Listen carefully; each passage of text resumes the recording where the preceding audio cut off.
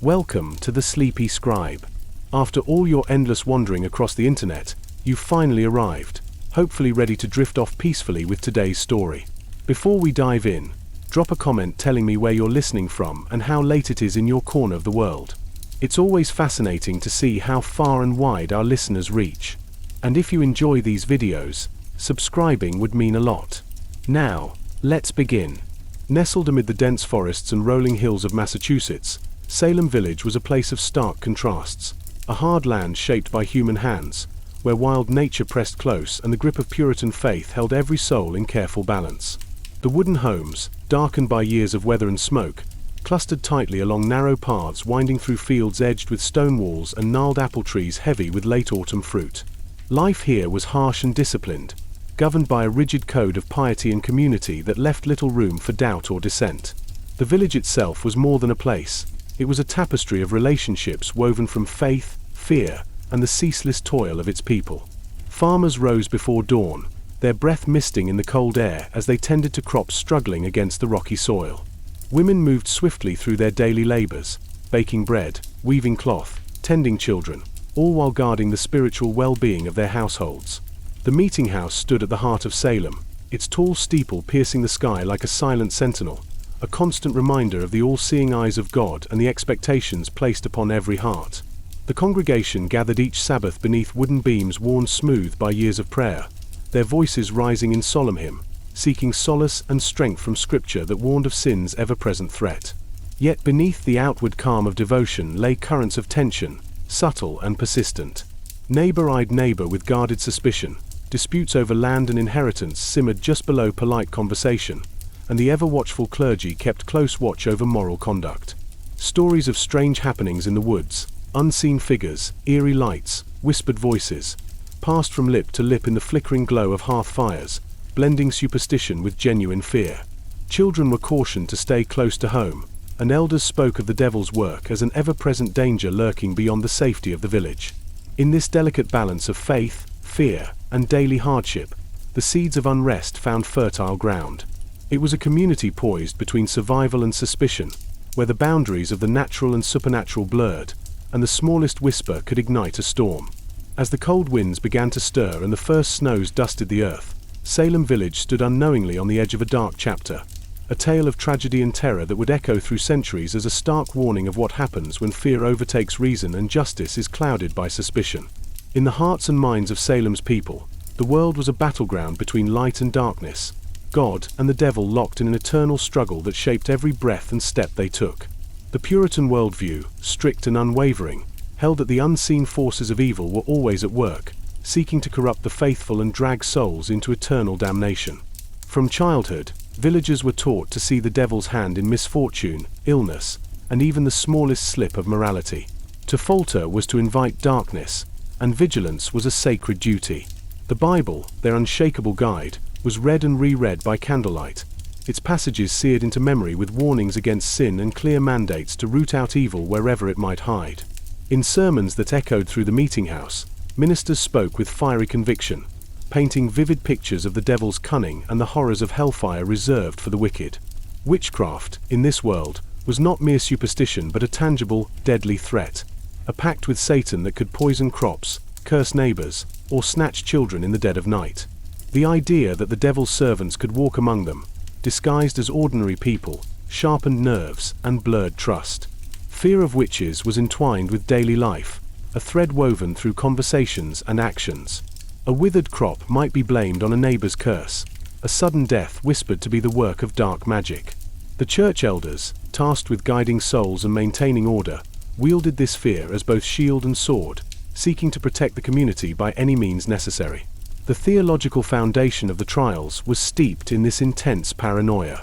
The doctrine of the visible and invisible world held that evil spirits could manifest through human agents, whose identification was both a spiritual and communal imperative. Confession and repentance were paths to salvation, but accusation was a sacred weapon against the enemy within. This worldview bred suspicion and isolation. Every glance, every word, could carry hidden meaning. The very act of questioning or hesitation was dangerous, potentially marking one as an agent of the devil. Children, especially, were seen as vulnerable and impressionable, yet their visions and accusations held a terrifying power, proof that evil could be sensed even by the innocent. Outside Salem, such fears were not unique, but in this tightly woven community, where faith and law were inseparable, they took on a crushing weight. The fear of witchcraft was not a distant story but a living, breathing terror that demanded action. And so, the stage was set, a world where reason bowed to faith, where paranoia could spiral into persecution, and where the line between piety and panic was perilously thin. Beneath the rigid structures of faith and law that governed Salem Village, a web of social and political tensions wove its own complex pattern. Threads of jealousy, rivalry, and unresolved grievances that crept quietly into the daily lives of its inhabitants. Salem was far from a harmonious community. It was a place where land disputes festered, where family alliances could shift like the wind, and where long-held grudges simmered beneath polite smiles. The village was divided along fault lines as real and sharp as the stone walls that bordered the fields. On one side were the families who held claim to the best lands, the more prosperous farmers and merchants whose influence shaped village decisions. On the other side were those struggling to carve out their place, recent arrivals, or poorer families who chafed under the weight of social hierarchy and the rigid expectations of Puritan society. The Putnam and Porter families, for instance, represented opposing factions whose bitter rivalry spilled over into courtrooms and church pews alike. These disputes were not just about land or wealth, but about power, reputation, and the very survival of family honor. Such tensions simmered invisibly, but they found fertile ground in the charged atmosphere of fear and suspicion. When the witchcraft accusations began, they did not fall evenly across the village. Instead, they echoed the fractures already present. Those on the fringes, or those who had crossed powerful neighbors, often found themselves the first to be named. In many ways, the trials became a proxy battle for long-standing conflicts, an eruption of social unrest disguised as spiritual warfare. Salem's political structure itself was tangled and contentious. The village was not fully incorporated and often chafed under the authority of Salem town, creating a sense of marginalization among some villagers. The local government was a patchwork of committees and councils, with decisions often influenced by personal alliances rather than strict justice. This instability fed into the paranoia, as people looked for scapegoats to explain hardships and uncertainties. The Reverend Samuel Parris, newly appointed and deeply conscious of his precarious position, navigated these treacherous waters with a mix of zeal and caution. His sermons emphasized moral purity and the dangers of sin, yet his own household was a hotbed of conflict and fear, mirroring the wider village. Parris's enemies viewed him with suspicion, and his supporters leaned on his authority to bolster their own positions. As accusations multiplied, many villagers saw the trials as an opportunity to settle scores, to assert dominance, or to deflect blame from their own failings. The social fabric stretched thin, each new accusation a thread pulled tighter, threatening to unravel everything. In this charged environment, even the smallest gesture, a whispered rumor, a glance held too long, could ignite a firestorm. The fear of witchcraft was not just spiritual, it was a weapon wielded in the battleground of human relationships, where faith, power, and survival intertwined in deadly ways. At the very heart of Salem's gathering storm stood the household of Reverend Samuel Parris, a man whose arrival in the village was marked by both hope and quiet unease. The Parris home, a modest wooden structure with windows that seemed to peer out like watchful eyes, became the epicenter of a drama that would ripple across the entire community. Samuel Parris, recently appointed as minister, was a man of stern convictions and deep anxieties, a soul wrestling with his duties as shepherd to his flock and the turbulent undercurrents of the village itself. His sermons thundered with warnings of sin and the devil's ever-present threat, reflecting not only his faith but a personal struggle for respect and authority in a community already fractured by distrust. Within his household, tensions simmered that mirrored the village's own unrest. His niece, Abigail Williams, a young girl of striking presence and sharp wit, was at once a figure of innocence and mystery. Her sudden fits and strange behaviors were the first to draw the fearful eyes of the village toward the Parris home, sparking the initial wave of accusations. Alongside Abigail was Betty Parris, the minister's daughter, whose similar afflictions seemed to confirm that dark forces were at work. The women who served in the Parris household, especially Tituba, the Caribbean slave brought from Barbados, carried stories and customs unfamiliar to the Puritan neighbors. Tituba's tales of spirits and magic, once whispered behind closed doors, spilled into the wider village, feeding the growing frenzy.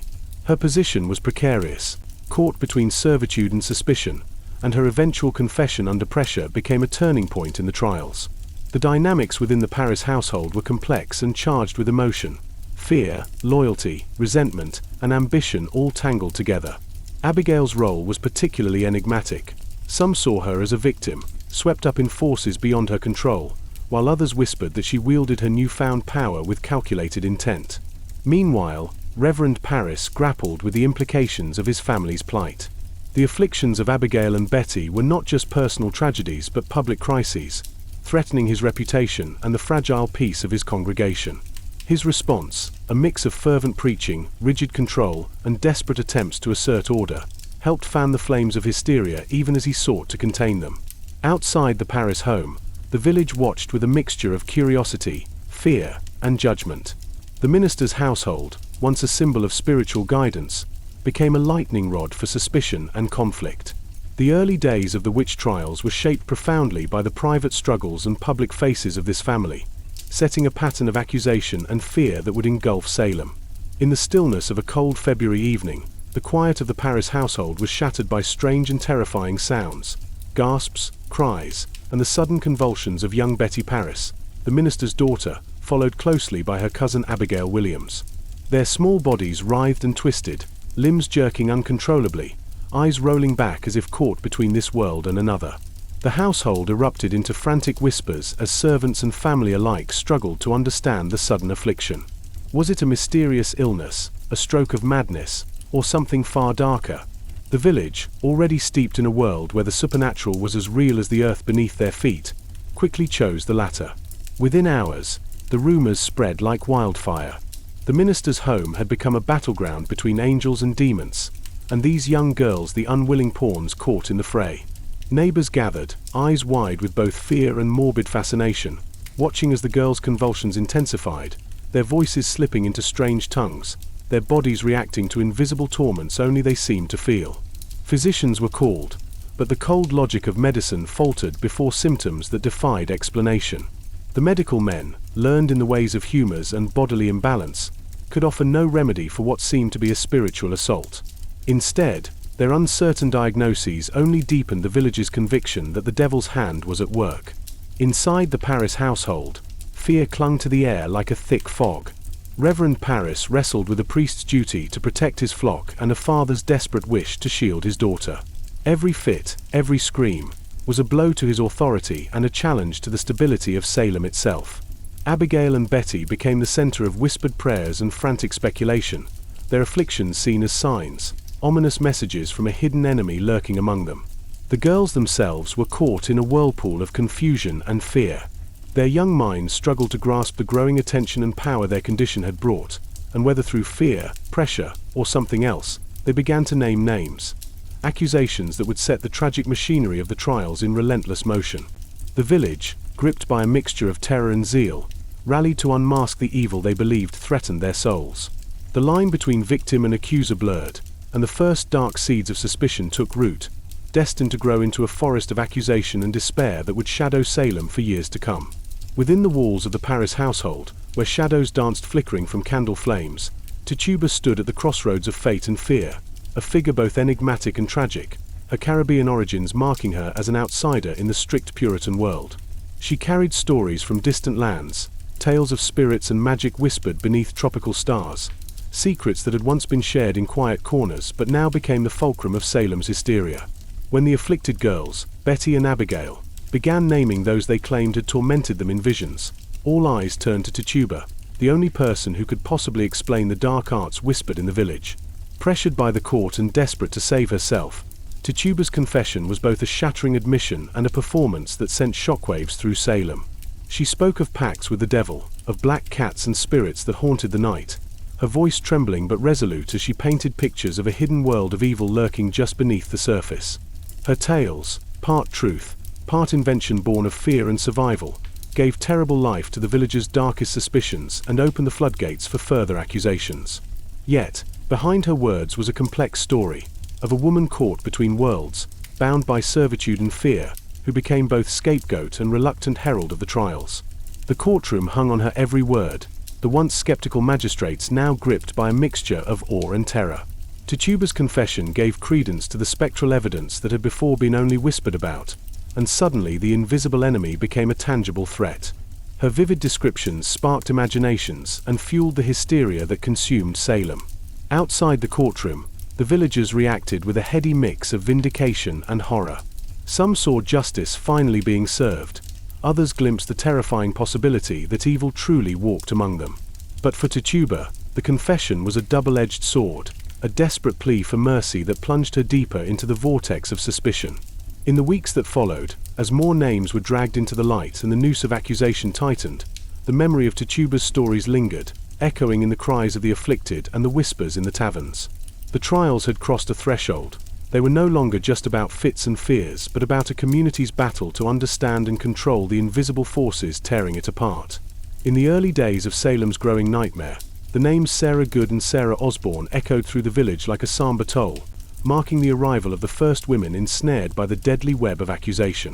Sarah Good, a woman known as much for her sharp tongue and bitter words as for her poverty, lived on the fringes of society, begging for scraps and shelter. Her reputation, stained by years of hardship and resentment, made her an easy target in a community eager to find a face to blame for its troubles. Sarah Osborne, by contrast, was a woman whose absences from church and defiance of social norms had already drawn suspicious glances. Her contentious relationship with neighbors and refusal to conform to expected behaviors painted her as a figure of distrust. Both women embodied the vulnerabilities of those living outside the fragile bounds of Salem's strict order. Women without powerful allies, whose voices were often drowned beneath the clamor of more influential families. When Betty Paris and Abigail Williams, in fits of fearful frenzy, pointed fingers at them, the village recoiled with a mixture of fear and grim satisfaction. The accusations fit neatly into the existing social fault lines, confirming the suspicions of those who saw the poor and the defiant as easy vessels for the devil's work. Sarah Good's defiant spirit, however, did not bend before the court's questioning. She cursed her accusers with a sharp tongue, refusing to confess or plead innocence in a manner that only deepened the villagers' conviction of her guilt. Sarah Osborne, weakened by illness and age, struggled to defend herself, her voice fragile but resolute as she faced a judgment that seemed predetermined. Their trials were grim spectacles, the courtrooms filled with a tense mixture of pity, fear, and righteous fury. The women's fates were sealed not only by the evidence presented but by the weight of communal fear and the need for swift justice. Their arrests marked a turning point, shifting the trials from mysterious fits and fearful whispers to a public crusade with real prisoners and impending doom. Outside the court, Salem streets buzzed with a restless energy. Neighbors exchanged worried glances and hushed theories, families tightened their bonds, and the undercurrent of suspicion grew ever stronger. The witch hunt was no longer a secret battle but a community's consuming fire, threatening to burn away reason and mercy alike. In the eerie half-light of Salem's autumn days, a group of young girls emerged as both the heart and the engine of the growing hysteria, their voices carrying a power far beyond their years. Abigail Williams, the sharp-eyed niece of Reverend Paris, stood at the center, her fierce spirit mingling innocence with a sudden and unsettling command. Alongside her were Ann Putnam Jr., whose own family bore the heavy scars of loss and grief, and a circle of other children and teenagers whose fits and accusations began to shape the fate of the entire village. These girls, caught in the tangled web of childhood, fear, and emerging authority, became unlikely wielders of power in a world that otherwise dismissed their voices. Their strange behaviors, twisting limbs, piercing cries, and claimed visions of spirits tormenting them, both terrified and captivated the adults around them. Some villagers whispered of bewitchment, while others murmured about the dangerous potential of youthful imagination turned weapon. The girls' accusations were startlingly precise, naming neighbors, strangers, and even some prominent villagers as witches consorting with the devil. Their power to condemn on a word unsettled the old order, turning the tables on a society that had long kept children silent and unseen. Behind their public performances, the motivations of the accusers were complex and often contradictory. Some sought attention and belonging in a strict and hierarchical society. Others acted out fears or long-standing resentments. Some may have been swept up in genuine belief, and a few, perhaps, manipulated the situation with surprising cunning. The village's response to the girls' accusations was swift and severe. Parents, neighbors, and leaders all felt the mounting pressure to act, caught between doubt and dread. The courtroom became a theater where the voices of the young accusers were treated as gospel, their testimonies fueling arrests and condemnations that would cascade through Salem like a ruthless storm. Yet, beneath the surface of spectacle and fear, questions and doubts stirred quietly. Some adults wondered if the girls were pawns in a larger game or if their power masked deeper pains and desires. Others feared the consequences of unchecked accusation but felt powerless to stop the rising tide.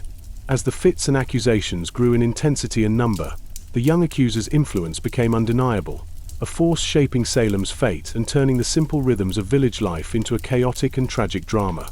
In the shadowed halls of Salem's courtroom, a strange and eerie form of testimony took center stage.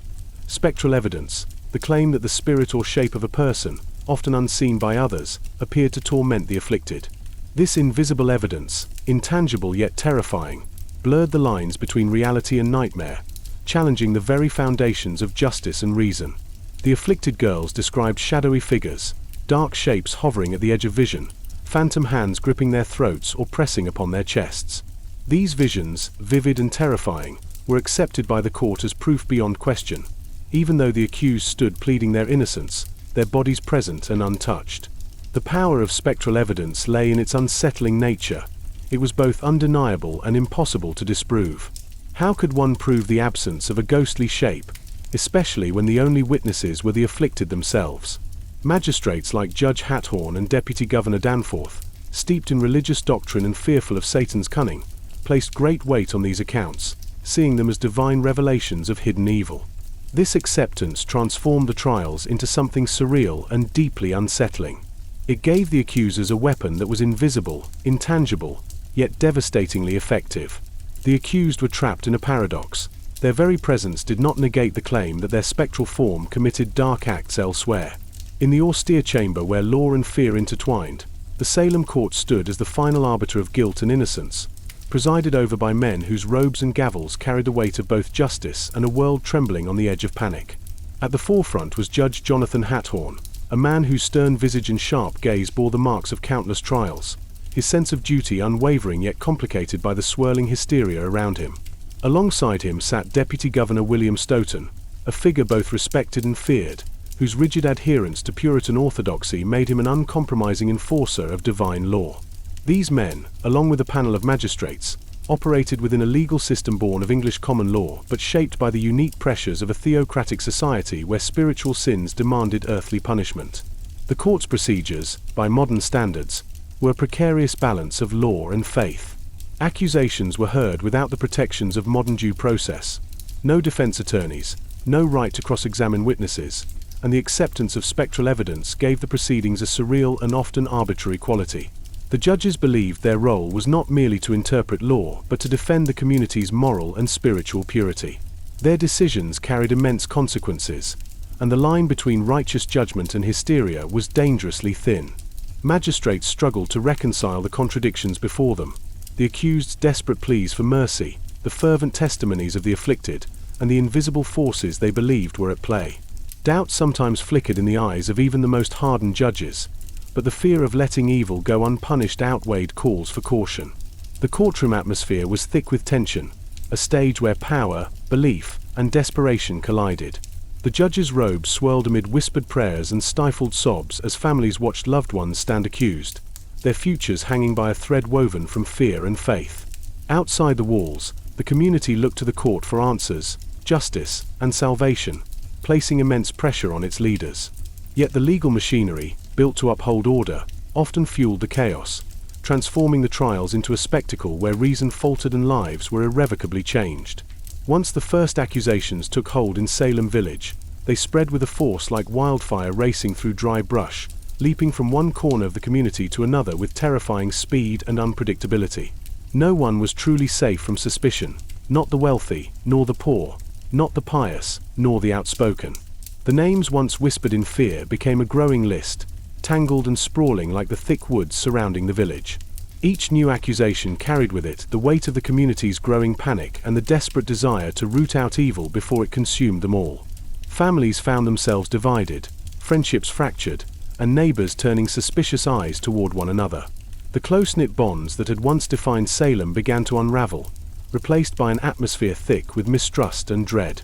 The accusations often followed patterns. Old grudges resurfaced, land disputes became fuel for new charges, and personal vendettas hid behind the veil of piety. Even respected members of the community were not immune. Rebecca Nurse, an elderly woman renowned for her gentle spirit and strong faith, found herself accused, sending shockwaves through Salem and raising troubling questions about the nature of guilt and innocence. The spread of accusations was also marked by the growing influence of the young accusers, whose fits and testimonies seemed to grow more elaborate and convincing with each passing day. Their claims extended beyond neighbors to prominent figures and sometimes even strangers passing through, expanding the net of fear. The very fabric of daily life was transformed as people hurried through the streets, wary of whispered conversations and sudden glances.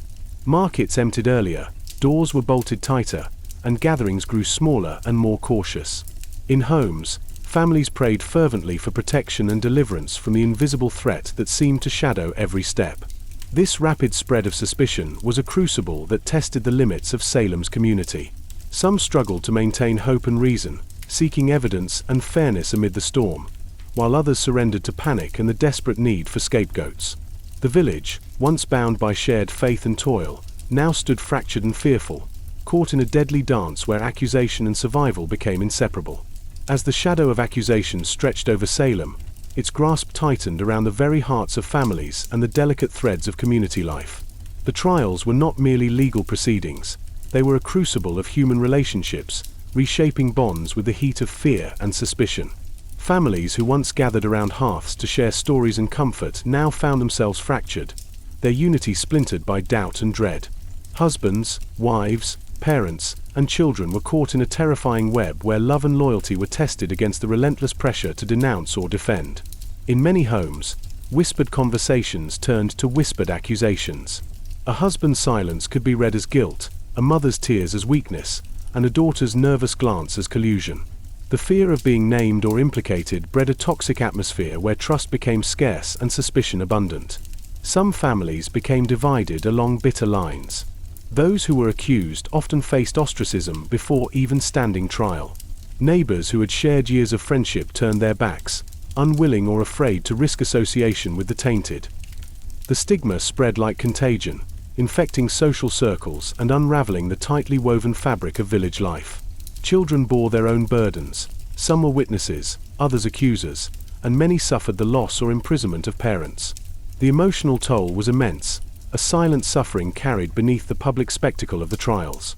Mothers grieved for absent husbands, children feared for their futures, and the elderly watched helplessly as their world turned upside down. The church, once a unifying force, became a battleground where loyalty to faith clashed with the need to protect family. Congregants wrestled with doubts and fears, torn between belief in the court's authority and the pain of watching loved ones condemned.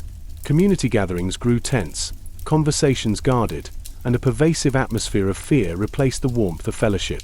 Beyond the immediate anguish, the trials sowed seeds of long-lasting trauma.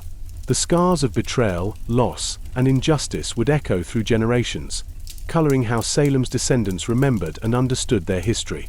In this crucible of fear and faith, the human cost of the witch hunt was laid bare, not just in the lives lost, but in the shattered trust and enduring wounds left behind.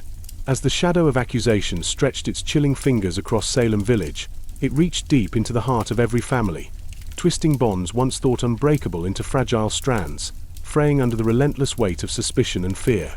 What had begun as whispered rumors and isolated fits soon transformed the intimate spaces of homes into arenas of quiet desperation and quiet betrayal, where love and loyalty waged silent wars against self-preservation and terror. Imagine a once lively hearth, where children's laughter had filled the air and the warm aroma of baking bread curled through wooden beams. Now, that same hearth sat cold and silent, the family circle broken, eyes cast downward or darting nervously, words carefully measured lest they betray a dangerous secret. Husbands and wives, whose vows had promised unwavering partnership, found themselves estranged by suspicion. A husband's reluctant glance might be taken as guilt, a wife's anxious silence could be twisted into complicity.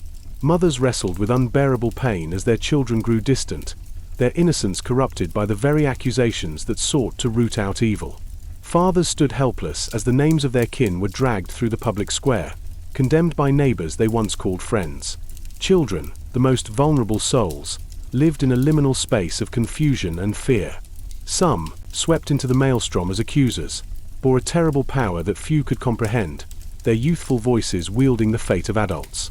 Others suffered the absence of parents imprisoned or executed, their futures suddenly precarious and uncertain. The village streets, once filled with the mingling of daily life, markets bustling, neighbors greeting one another, grew quieter, shadowed by mistrust. Friendships fractured like brittle glass, and alliances shifted as people sought safety in numbers or solitude. Neighbors who had shared labor and celebrations now crossed the street to avoid one another, eyes averted, hearts pounding with the terror that the next whispered name could be theirs. The church, the spiritual hearth of Salem, became both refuge and battleground. Congregants came seeking comfort and guidance, but found themselves torn between the harsh judgments of faith and the aching compassion for loved ones caught in the storm. Sermons echoed with calls for purity and vigilance, but beneath the piety lay a growing unease, a quiet questioning of how the community had come to such a perilous place. These fractures were not merely social but deeply personal, leaving wounds that festered long after the last gavel fell. Letters, diaries, and later testimonies reveal the scars etched on hearts, grief for lost family members, the bitterness of betrayal, and the heavy burden of guilt carried by those who survived. The trial's human cost extended far beyond the gallows and prison walls, casting a long shadow over generations. Children grew up haunted by their parents' fates. Families bore the stigma of accusation, even when innocence was proven too late. The fabric of Salem society, once tightly woven by shared belief and hardship, lay rent and fragile, a testament to the devastating power of fear unchecked. In this dark chapter, the story of Salem is not only one of trials and executions but of lives forever altered, relationships strained beyond repair, and a community forced to confront the terrible consequences of losing sight of compassion amid chaos. In the swirl of accusation and fear that engulfed Salem, behind every name pronounced guilty or innocent lay a tapestry of deeply human stories. Lives filled with hopes, struggles, dreams, and fears, all caught in the merciless machinery of hysteria. To understand the trials fully, one must pause and listen to these voices, to see the faces behind the fearful rumors and the chilling court records. Take Rebecca Nurse, for instance, an elderly woman revered for her gentle spirit and steadfast faith. Known throughout Salem for her kindness and wisdom, she had raised a large family and was seen as a pillar of the community. Her calm demeanor and reputation made her accusation all the more shocking, shaking the village to its core. When confronted in court, Rebecca maintained her innocence with quiet dignity, her voice steady despite the storm swirling around her. Her conviction tore at the heart of Salem's fragile moral fabric, raising painful questions about justice and the limits of fear. Then there was Giles Corey, a grizzled farmer whose stubbornness was legendary. Though not formally accused of witchcraft, Giles's refusal to enter a plea led to the cruel pressing torture, heavy stones placed upon his chest in an effort to force confession. His final words, "more weight," became a defiant symbol of resistance, echoing through history as a testament to personal courage in the face of injustice. Sarah Good, the first woman accused, was another tragic figure. Known for her poverty and harsh demeanor, she was marginalized and scorned, making her an easy scapegoat. Yet beneath her bitter exterior was a woman fighting for survival in a harsh world, her cries in court mingling fear, anger, and despair. Her story reflects the deep social fractures that the trials both exposed and exploited. Elizabeth Proctor's ordeal adds another layer of complexity. Married to a respected farmer, she was accused amid the swirling chaos, caught in the tangled web of personal rivalries and community tensions.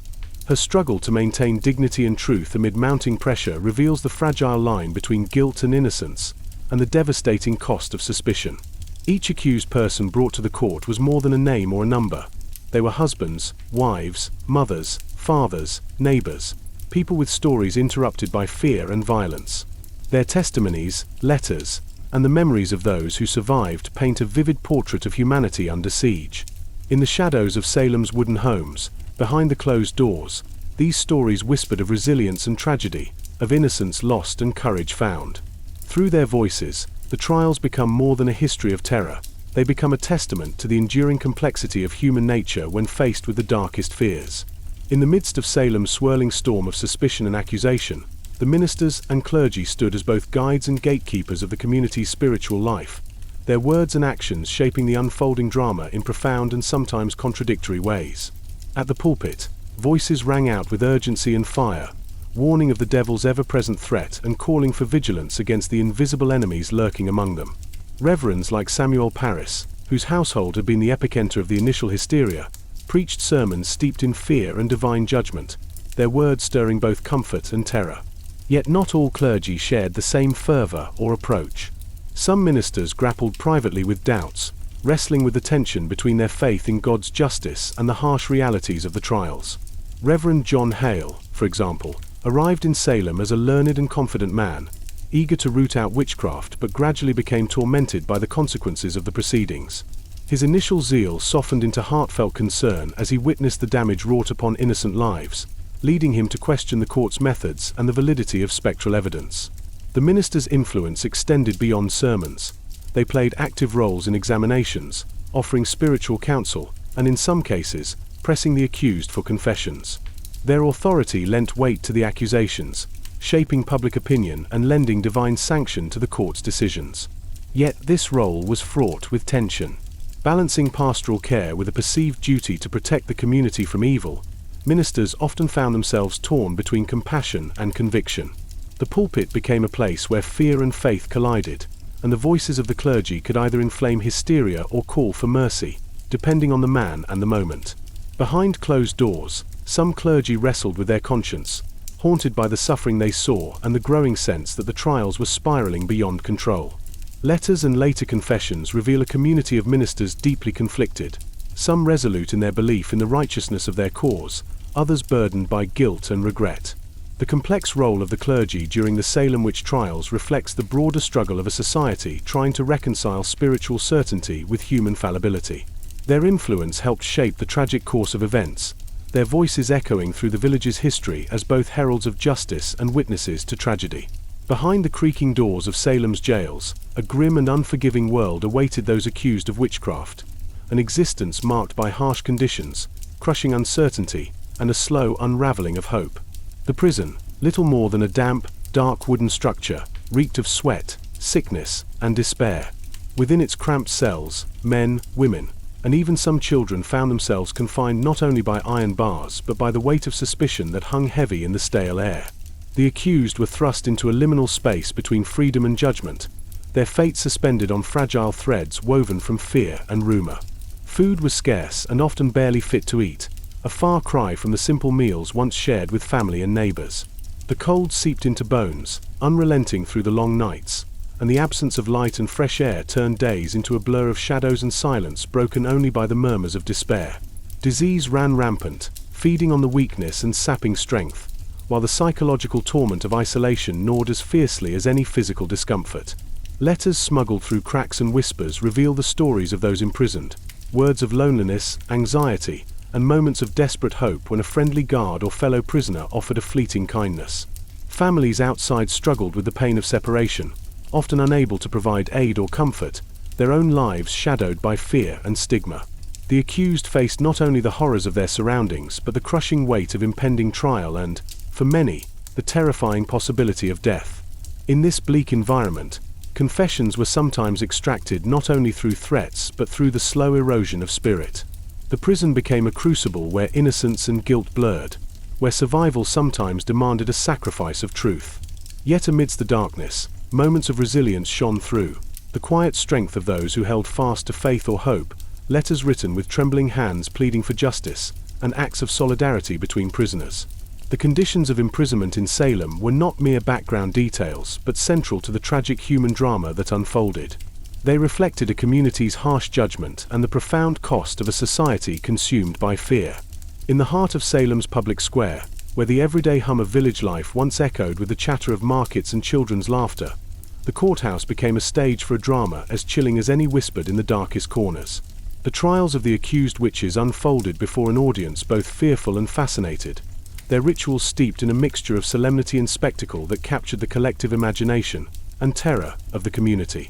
As dawn broke on trial days, the courthouse doors would creak open to reveal rows of wooden benches filled with townsfolk, neighbors, and curious onlookers, all drawn by a mixture of piety, gossip, and morbid curiosity. The atmosphere was thick with tension, the air buzzing with whispered prayers and the sharp glances exchanged between accusers and the accused. The judges, robed and resolute, sat elevated like sentinels overseeing a battle not just of law but of spiritual salvation and damnation.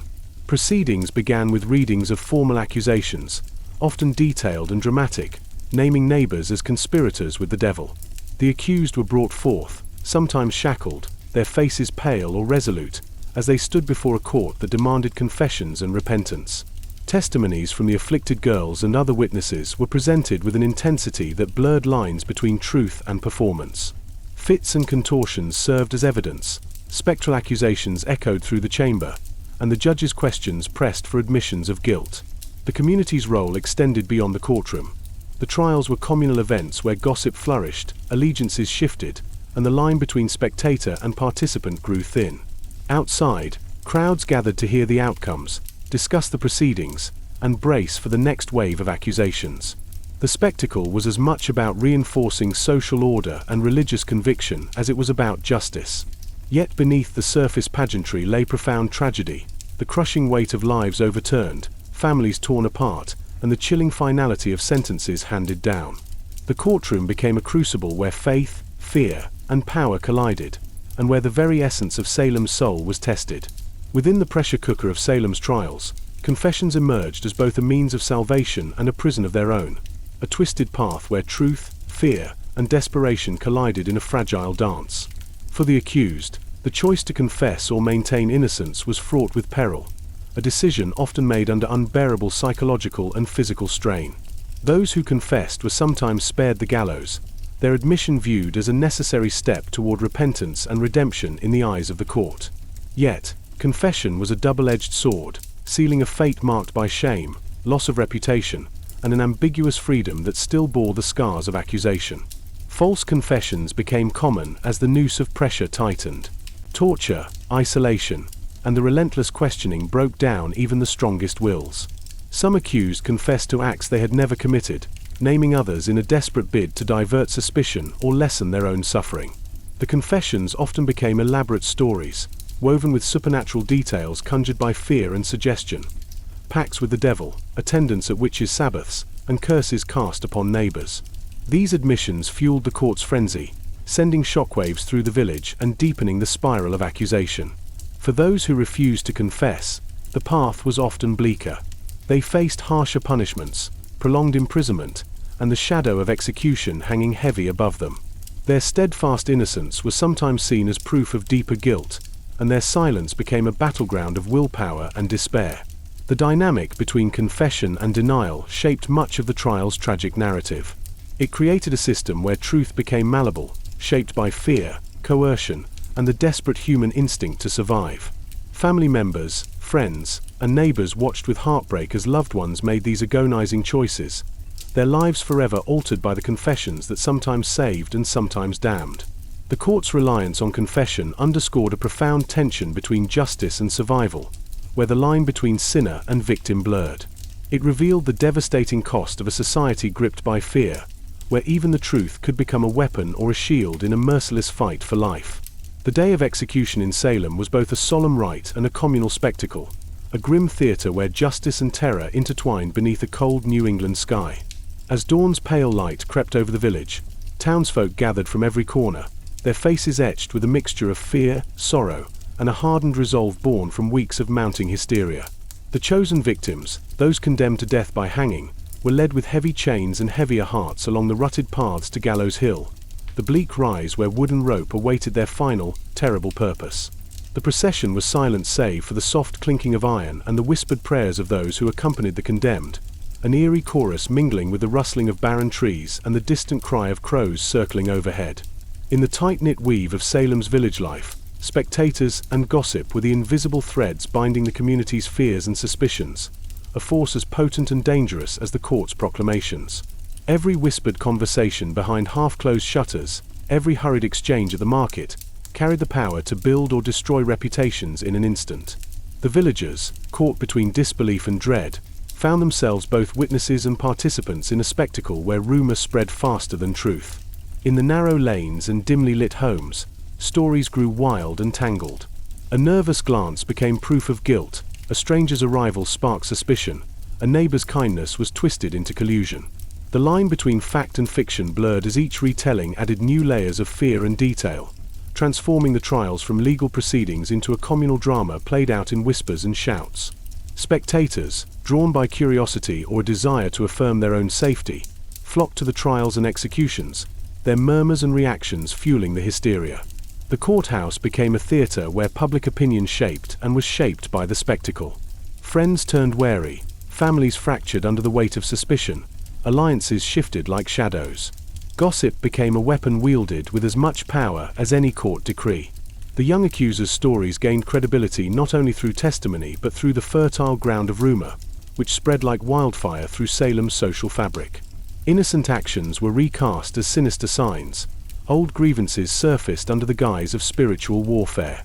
Behind closed doors, villagers debated, feared, and speculated, their words carrying consequences that rippled through every home.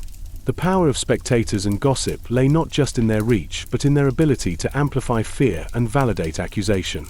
They created an environment where silence was dangerous, and speaking out could mean becoming a target. This maelstrom of whispers and watchful eyes turned neighbors into enemies and shattered the fragile trust that once held Salem together. The role of spectators and gossip reveals how hysteria can escape the courtroom and infect the very heart of community life, transforming everyday interactions into battles for survival and reputation. When the dust finally settled over Salem, and the last echoes of the gallows faded into the cold New England air, the village was left to grapple with a haunting silence, a silence heavy with grief, regret, and the weight of shattered lives. The hysteria that had consumed the community unraveled slowly, like a fragile tapestry pulled apart thread by trembling thread, revealing the scars beneath. Families mourned not only those lost to execution but the invisible wounds inflicted by suspicion and betrayal. The void left by those taken was felt in every home, every hearth, and every whispered conversation. The surviving accused, many released from prison after months or years of torment, faced a world irrevocably changed. Their reputations were tarnished, their names shadowed by accusation even when freed. Returning to a community that had both feared and condemned them was a delicate, often painful process, as old friendships were strained and new barriers erected. Leaders of Salem, including some ministers and magistrates, wrestled openly with guilt and the consequences of their actions. Public apologies, reparations, and efforts at reconciliation began to take shape, though the path toward healing was slow and uncertain. The village's spiritual and social fabric, once tightly woven with shared beliefs and purpose, lay frayed and fragile, a testament to the cost of fear unchecked. Over the years, Salem's story became a somber lesson etched into the collective memory of the town and the wider world.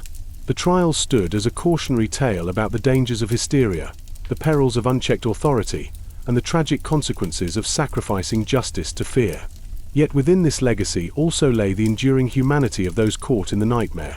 Stories of resilience, courage, and the persistent quest for truth amid darkness. The reflections on Salem's past have continued through centuries, inspiring works of literature, art, and scholarship, each seeking to understand how a community so bound by faith and tradition could descend into such tragedy. Today, Salem stands not only as a place marked by its darkest chapter but as a symbol of vigilance against injustice, a reminder of the importance of reason, compassion, and the rule of law. The aftermath of the witch trials reminds us that history is not merely about events but about people, their fears, choices, and the enduring hope for redemption and understanding. The tragic drama of the Salem witch trials did not end with the final verdicts or the last shouts of the condemned. Instead, it seeped deep into the cultural consciousness, weaving itself into the fabric of storytelling, art, and collective memory for centuries to come.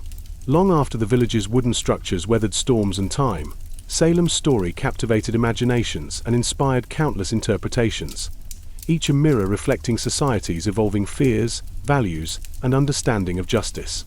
One of the earliest and most enduring retellings came in the form of Arthur Miller's play The Crucible, penned during the tense atmosphere of 1950s America. Miller's drama used the trials as an allegory for the Red Scare and McCarthyism, illustrating how hysteria and fear can engulf a community, turning neighbor against neighbor. His characters, drawn from Salem's real-life figures, leapt from history into a timeless cautionary tale, reminding audiences of the destructive power of false accusations and the fragility of truth. Beyond the theater, Salem's trials inspired novels, films, and television series, each adding layers of interpretation and symbolism. From the chilling reenactments that highlight the horror and injustice to more sympathetic portrayals of the accused, popular culture grappled with the complexity of the events, humanizing the victims and exploring the dark undercurrents of fear and power. Museums and memorials in Salem today stand as tangible reminders of the trial's legacy, inviting reflection and remembrance. Annual commemorations and educational programs continue to engage new generations, emphasizing lessons of tolerance, justice, and critical thinking. The trials have become a symbol, a warning etched into the collective psyche about the dangers of mass hysteria, scapegoating, and the consequences of abandoning due process. Yet, even as the story has been retold countless times, the nuances of Salem's past, its social tensions, personal tragedies, and spiritual struggles, remain a rich field for exploration and empathy. The memory of Salem's witch trials challenges us to confront our own fears and prejudices, urging vigilance against repeating history's darkest chapters. While the Salem witch trials stand as one of the most infamous episodes of witch hunts in American history, they are but a chapter in a much larger, darker saga stretching across continents and centuries. From the medieval villages of Europe to distant colonies, the fear of witchcraft ignited waves of persecution that claimed thousands of lives and tore communities apart. In Germany, the witch hunts raged with brutal intensity during the late 16th and early 17th centuries, where entire towns were engulfed in panic and trials often ended with torture and execution. The infamous Würzburg and Bamberg trials saw hundreds accused, with confessions extracted through gruesome means, reflecting a society gripped by fear of the unknown and a desperate need for scapegoats during times of plague, war, and social upheaval. Similarly, in Scotland, the North Berwick witch trials combined folklore, political intrigue, and superstition into a deadly mix. Accusations spread amid royal courts and common folk alike, fueled by a belief that witches threatened not only individuals but the very crown itself. These hunts were marked by a combination of local paranoia and centralized power wielding, with confessions often elicited under harsh conditions. Unlike Salem's relatively brief but intense episode, the European witch hunts spanned decades and thousands of cases, weaving a complex tapestry of religion, law, and social dynamics. In England, the Pendle witch trials of 1612 stand out, remembered for their detailed records and dramatic courtroom scenes. The accused, many of whom were poor women from rural communities, faced charges that reflected not only supernatural fears but also deep-seated social tensions. Across these varied contexts, common threads emerge: fear of the other, scapegoating in times of crisis, and the dangerous intersection of law and superstition. The Salem trials, while unique in their colonial American setting and specific cultural makeup, echo these broader patterns of hysteria and injustice. Understanding these comparative witch hunts illuminates not only the historical phenomenon but also the human vulnerabilities to fear and power that transcend time and place. Beneath the surface of accusations and trials lies a complex web of psychological and sociological forces that shape how communities, driven by fear and uncertainty, turn to witch hunts as a means of explanation and control. The human mind, ever seeking patterns and causes in a chaotic world, can become vulnerable to confirmation bias, the tendency to interpret ambiguous events as evidence supporting pre-existing fears. In Salem and beyond, this meant that misfortunes such as illness, crop failures, or unexplained accidents were often attributed to malevolent supernatural forces, with accused witches cast as the sinister culprits. Social psychology offers further insight into how group dynamics fuel such hysteria. The phenomenon of groupthink, where dissenting voices are silenced in favor of consensus, created a feedback loop of fear and suspicion. Individuals, afraid to challenge the dominant narrative for fear of ostracism or accusation, reinforced collective beliefs in the presence of evil within the community. Authority figures, ministers, magistrates, and elders, lent legitimacy to these beliefs, their influence magnifying the social pressure to conform and root out perceived threats. Stressful social conditions exacerbated these dynamics. In Salem, factors such as economic hardship, political uncertainty, religious fervor, and previous conflicts created a fertile ground for anxiety to morph into scapegoating. The tight-knit, isolated nature of colonial communities meant that fears quickly spread and intensified, with no outlet for dissent or reasoned debate. Psychologically, individuals caught in the hysteria experienced a range of powerful emotions: fear, paranoia, guilt, and the desperate need for control in an unpredictable environment.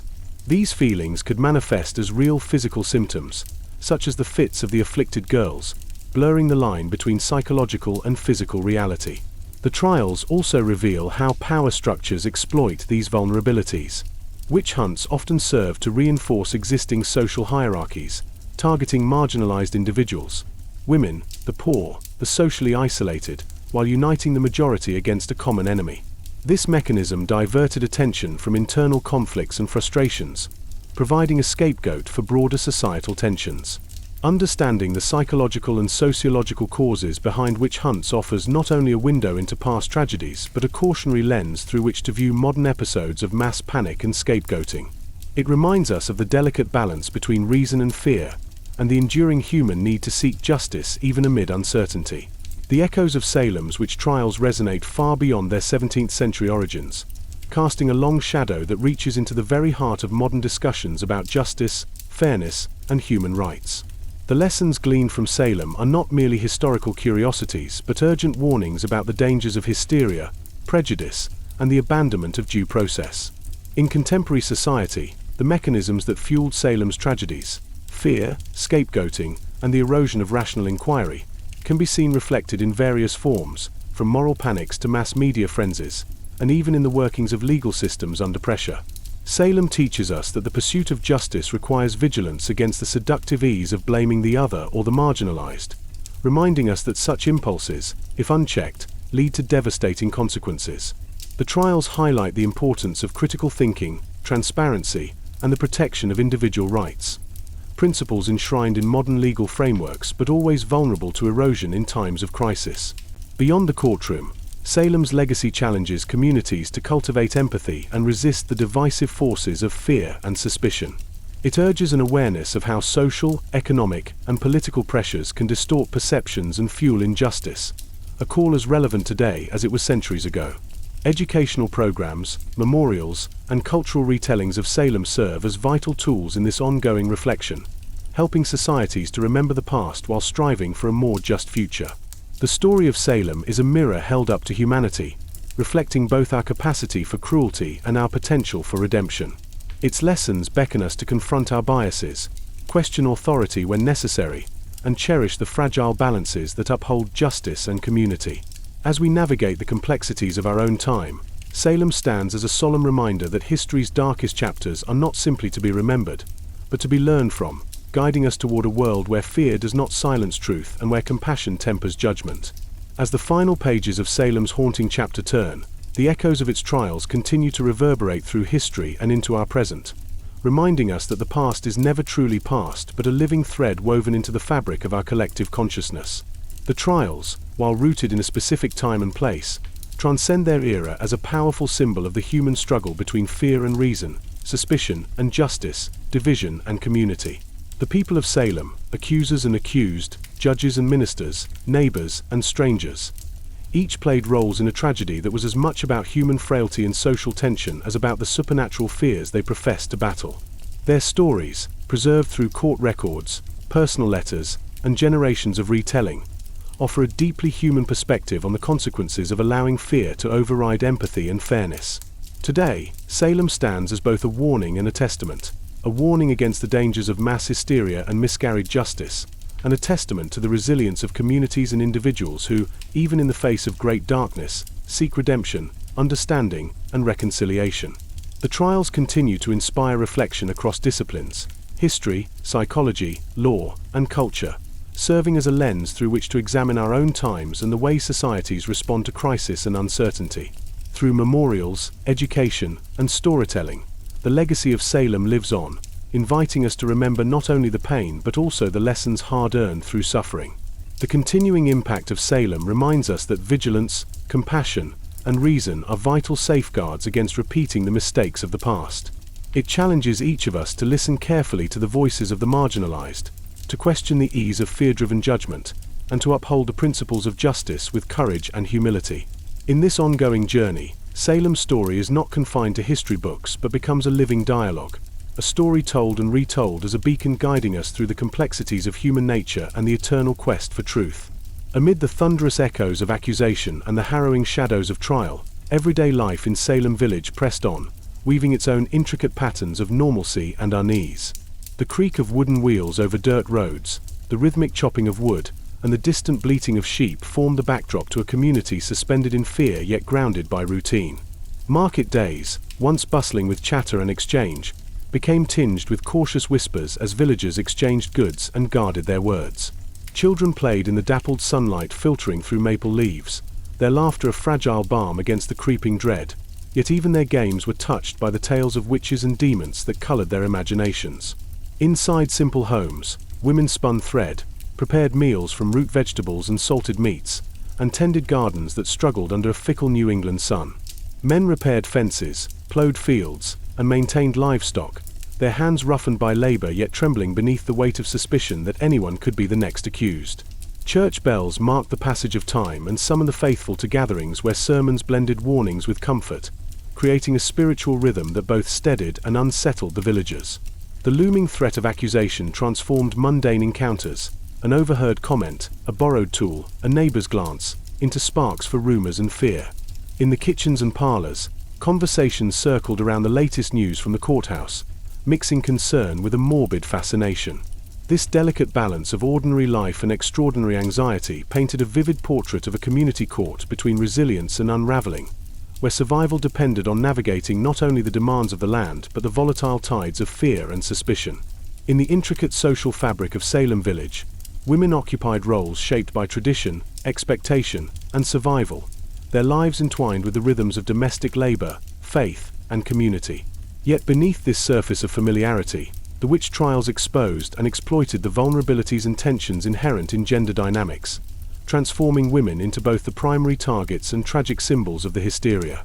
Most of the accused were women, reflecting deep-seated cultural anxieties about female power, independence, and deviation from prescribed roles. In a society where women's voices were often marginalized, accusations could serve as a means to control, punish, or ostracize those who challenged or unsettled the social order.